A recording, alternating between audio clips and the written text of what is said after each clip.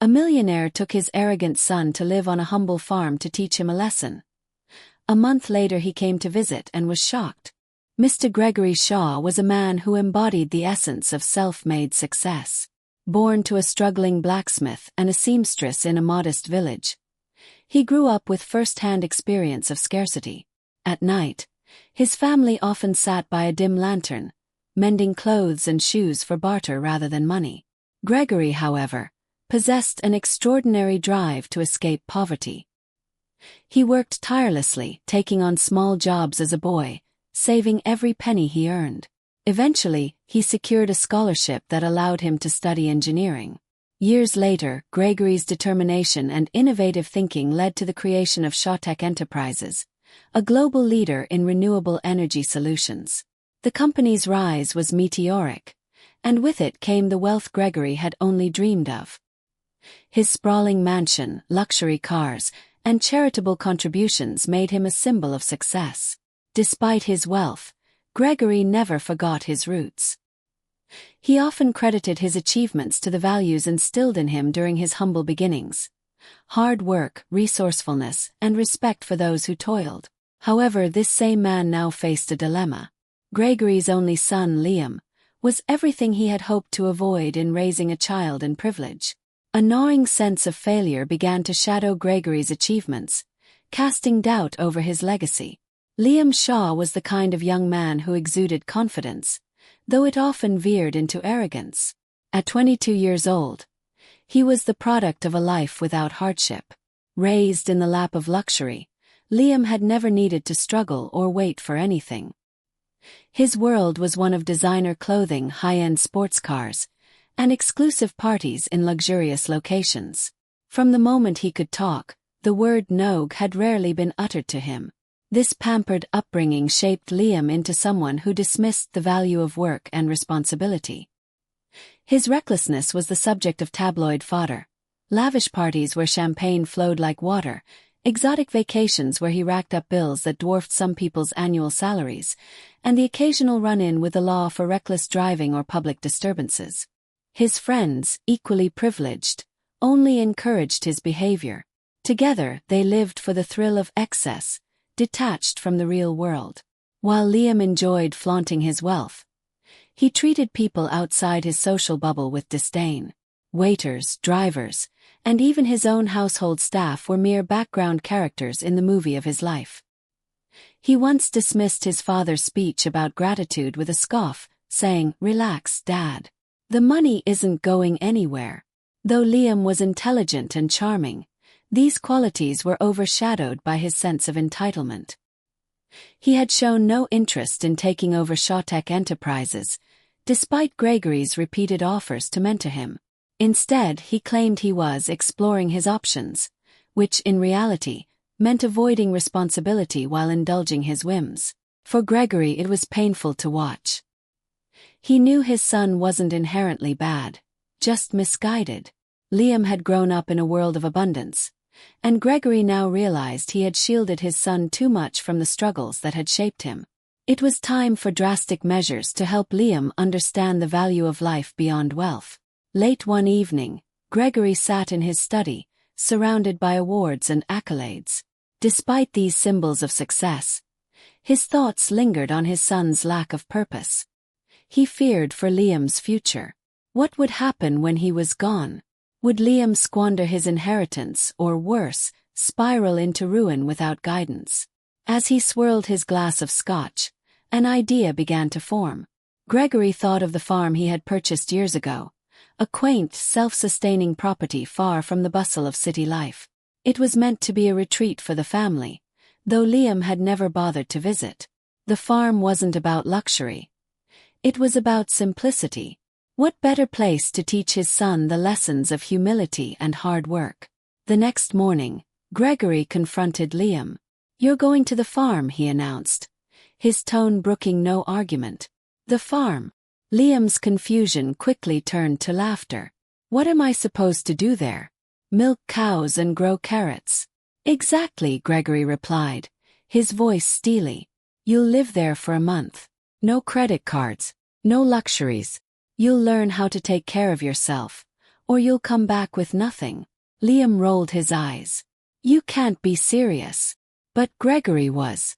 And so, a plan was set into motion that would change their lives forever. The weeks leading up to Liam's departure for the farm only solidified Gregory's resolve. Liam's antics seemed to escalate, as if in defiance of any attempt to rein him in. One particularly egregious episode involved Liam renting a private yacht for a party, complete with celebrity DJs and imported exotic animals as party mascots. The event ended in disaster when the yacht sustained significant damage, leading to a lawsuit from the charter company. Gregory had to step in and pay an exorbitant settlement to cover the damages. Another incident occurred at an upscale restaurant where Liam, frustrated by a perceived slight from the staff, caused a scene by throwing a glass of wine across the room. His friends found it hilarious, posting videos of the outburst online. To Liam, it was all just entertainment, but to Gregory, it was a sobering reminder of his son's lack of accountability. Perhaps the most troubling moment came when Liam's reckless driving landed him in jail overnight. After racing his luxury car down a crowded city street, he was pulled over and arrested. Gregory bailed him out the next morning, only to be met with Liam's nonchalant attitude. "It's not a big deal, Dad. Everyone speeds," he said with a shrug, as if his actions hadn't endangered lives. Each incident left Gregory more disheartened. He realized that his interventions only enabled Liam further. Shielding him from consequences had bred entitlement, not gratitude. It was clear that Liam needed a wake-up call, one that no amount of money could soften. The confrontation came one evening after yet another reckless escapade.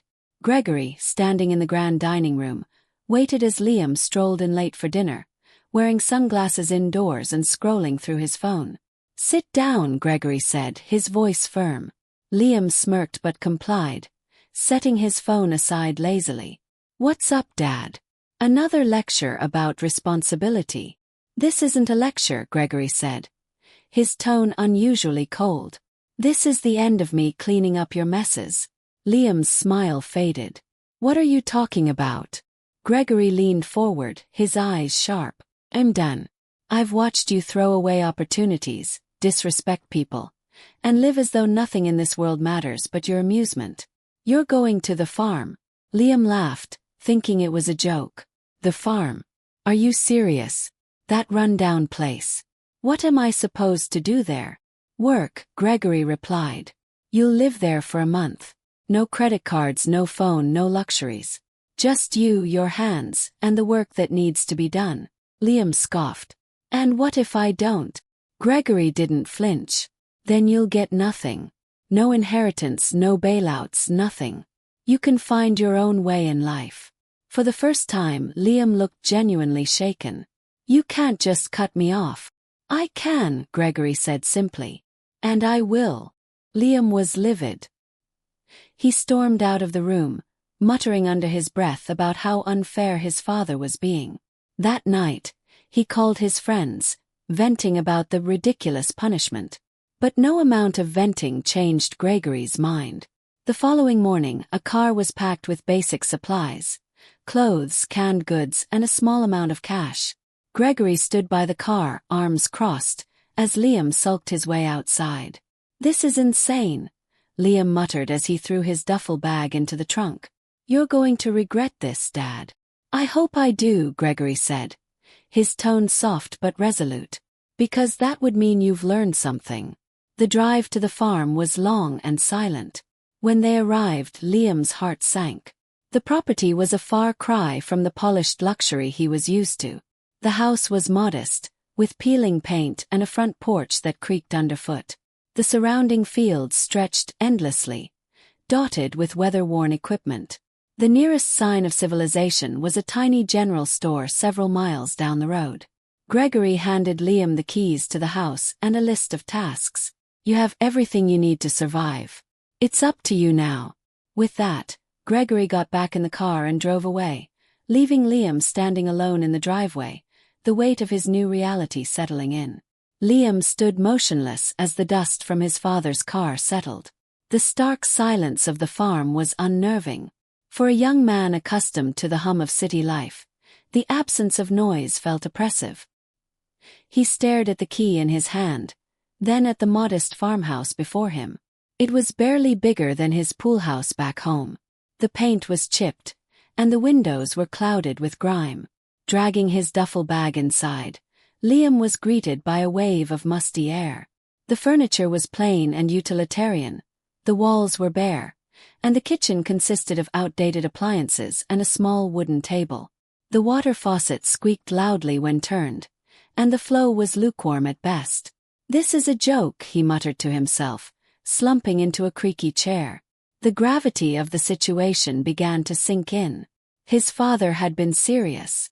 There were no hidden luxuries, no lifelines. The pantry held only a few cans of beans, some rice, and a bag of flour. His phone, confiscated before the trip, wasn't here to save him. That first evening was miserable. Liam, out of habit, tried to order food delivery before realizing there was no phone or internet service. Hunger gnawed at him, but he had no idea how to cook. After futilely attempting to light the gas stove, he gave up and ate dry crackers for dinner.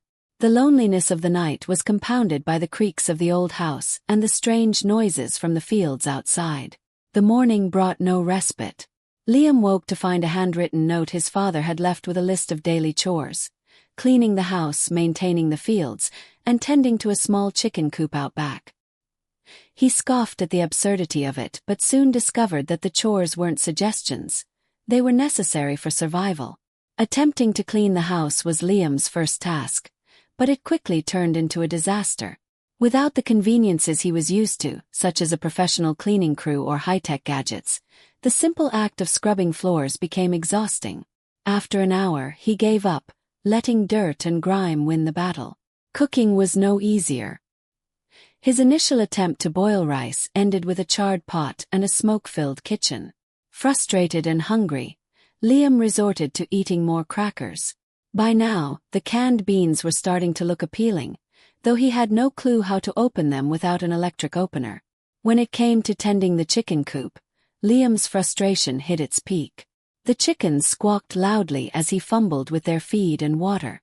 At one point, a particularly feisty hen flapped its wings at him, causing him to stumble and fall into the muddy ground. Covered in dirt, Liam screamed, "I'm not cut out for this." But there was no one around to hear him. The physical toll of these tasks began to weigh on him. His muscles ached, and his pride was battered. He was accustomed to commanding respect, yet here he was, struggling to perform the simplest of duties. For the first time in years, Liam felt small and inept. After days of fighting his circumstances, Liam began to realize he had no choice but to adapt. The turning point came when hunger finally forced him to figure out how to cook.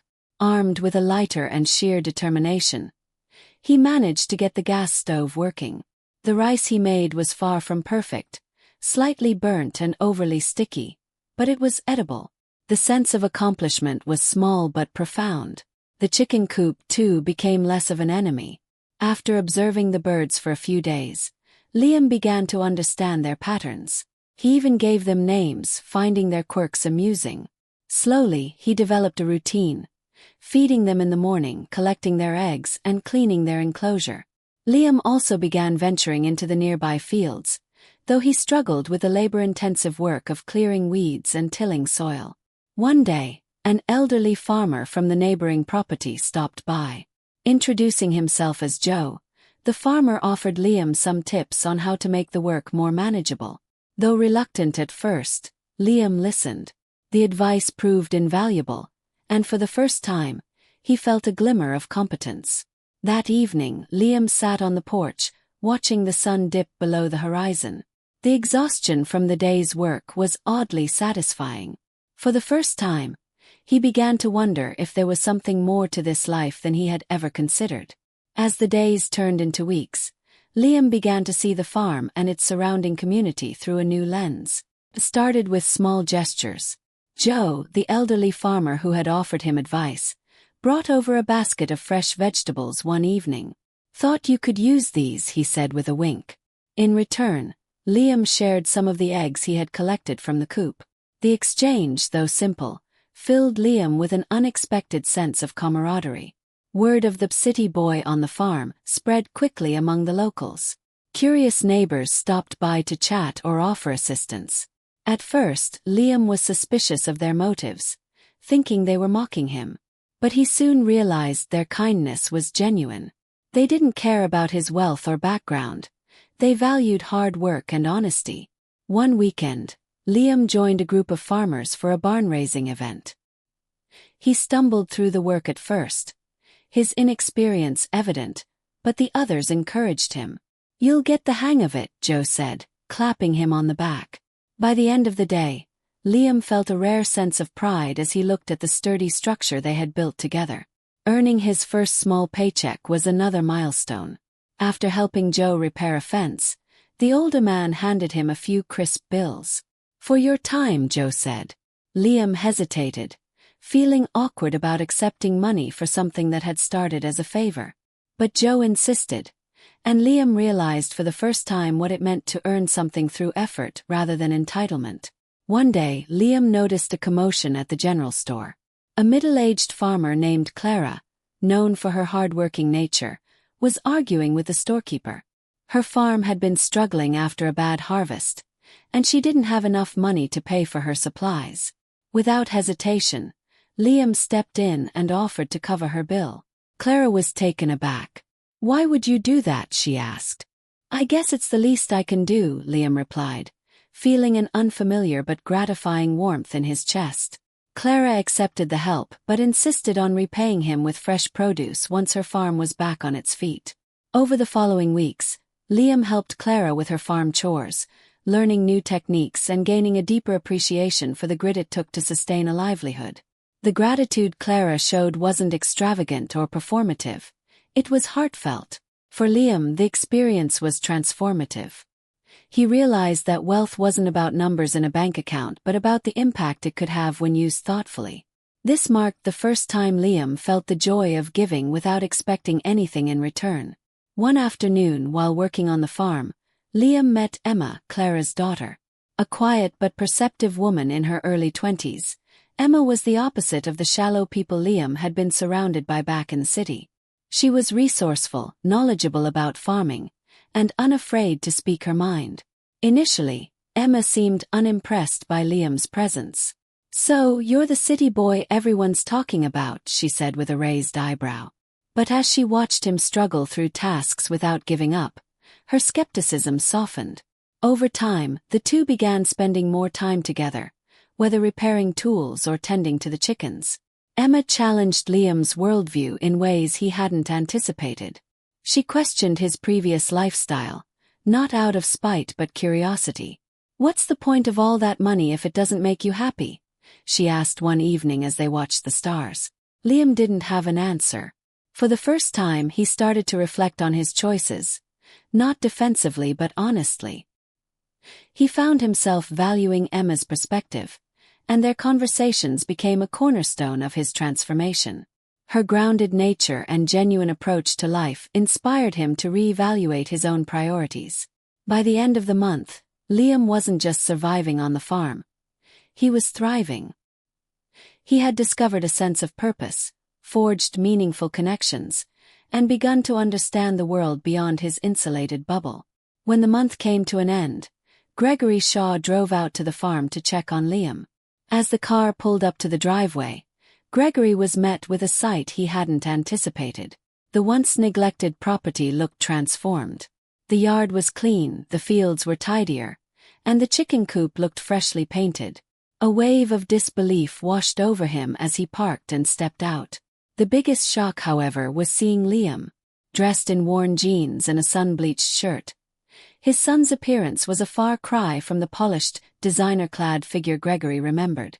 Liam was working in the field, hauling a heavy sack of feed. When he spotted his father, he set it down and jogged over, a broad grin on his face. "Dad," Liam said, his voice steady and confident. "You're here." Gregory was stunned by the tone. It lacked the sarcasm and bravado he had come to expect. Instead, it was warm, genuine. "I almost didn't recognize this place," Gregory said, gesturing at the improved farm. Or you? Liam chuckled, wiping sweat from his brow. It's been different, but good, really good. As Gregory toured the farm, he listened in awe as Liam explained the work he'd been doing. He talked about the locals, his newfound respect for the land, and even the pride he felt in tasks as simple as collecting eggs. Gregory noticed something he hadn't seen in years. Liam spoke with passion and sincerity. After the tour, the two sat on the porch, sipping lemonade that Liam had made himself. For a moment neither spoke, content to watch the golden sunset over the fields. Finally, Gregory broke the silence.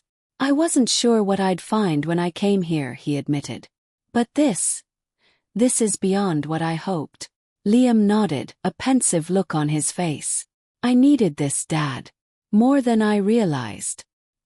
He leaned forward, resting his elbows on his knees. When you first dropped me off, I hated it. I thought it was the worst thing you'd ever done to me. And now? Gregory asked. Now? Liam hesitated, as if searching for the right words. Now I see what you were trying to do. I've been so blind, I guess, to what it means to work for something, to be part of a community, to actually contribute. He gestured toward the farm. I want to keep this place going. Not just for me but for the people here. They've taught me more in a month than I've learned in years. Gregory's chest swelled with pride. What about the life you left behind? The city, your friends? Liam shook his head. That doesn't feel real anymore. I'm not saying I'll never go back, but I want to do something meaningful first. Maybe expand this farm, help other small farmers. I got ideas, Dad. Big ones. For the first time in years, Gregory saw his son as a man, not a boy clinging to privilege, but someone with purpose and integrity. As the stars began to dot the sky, the conversation turned personal. I didn't think I could do it, Liam confessed. There were nights I wanted to quit, to call you and beg you to let me come home. But you didn't, Gregory said, his voice firm but kind. And that's what matters. Liam glanced at his father, a rare vulnerability in his eyes. I'm sorry, Dad, for all the things I've done, for being that guy. Gregory reached out, placing a hand on his son's shoulder. We all make mistakes, Liam. What matters is what we learn from them. And you've learned more in a month than I ever could have taught you back home. Liam nodded, emotion welling in his throat. Thank you. For believing in me, even when I didn't deserve it. The two sat in companionable silence, the bond between them stronger than it had been in years. Gregory knew he had his son back, not just in proximity but in spirit. Liam, in turn, felt a newfound gratitude, not just for his father but for the journey that had brought him here. As the night deepened, the farm stood as a testament to transformation, not just of the land but of the young man who had learned to see its value.